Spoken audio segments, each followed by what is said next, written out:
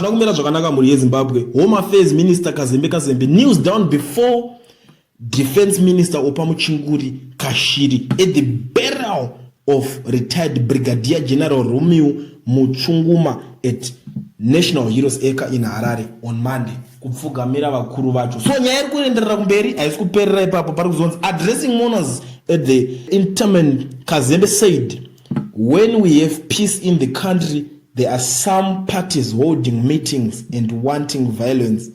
We are waiting for you. Apedza zvake kupfugamira mabosi akuthreatena ma-opposition parties. Ma-opposition parties amene kuti ari kuvakanganisa chii handisi kunyatsoziva zvangu.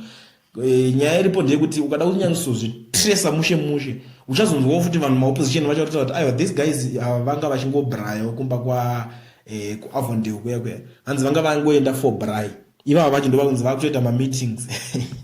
Kusaziva guys zviri kuitika kuZimbabwe kuita meeting wakusungisa. Anyway ameno pakana tanga toda kufadzawo varungu and handisi kunyatsozivawo zvangu nyaya dzinoita Zimbabwe.